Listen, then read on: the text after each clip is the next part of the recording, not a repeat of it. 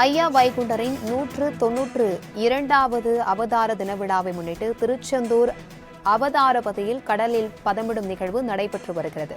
இதுகுறித்தான கூடுதல் விவரங்களுடன் இணைகிறார் எமது செய்தியாளர் அருள். வணக்கம் அருள், இது குறித்தான விவரங்களை பகிர்ந்துக்கோங்க. வணக்கம் பிரபாவதி.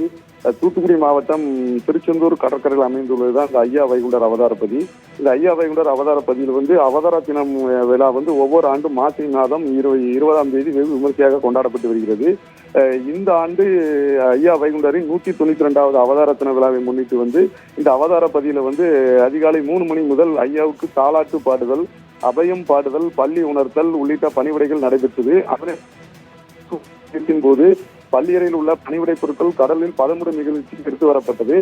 இதுல நெல்லை, தூத்துக்குடி, கன்னியாகுமரி உள்ளிட்ட தென் மாவட்டங்களிலிருந்து வந்திருந்த பல்லாயிரக்கணக்கான பொதுமக்கள் கடற்கரையில் ஐயா சிவ சிவ சிவ சிவ ஹரஹரா என கோஷத்துடன் சூரிய உதயத்தை ஐயா அவதரித்தனராக கருதி மலர்கள் தூவி வரவேற்று வழிபட்டனர். இதனைத் தொடர்ந்து கோவில் நடை திறக்கப்பட்டு அவதார விழா, பணிவிடை, உகம் பெருத்துதல், அன்னதானம் உள்ளிட்ட பல்வேறு நிகழ்ச்சிகள் நடைபெற்றது. இதில் திரளான பக்தர்கள் கலந்து கொண்டு ஐயா சிவ சிவ ஹரஹரா என்ற பக்தி கோஷம் முழக்கமிட்டு ஐயாவை வழிபட்டனர். பிரபாவதி,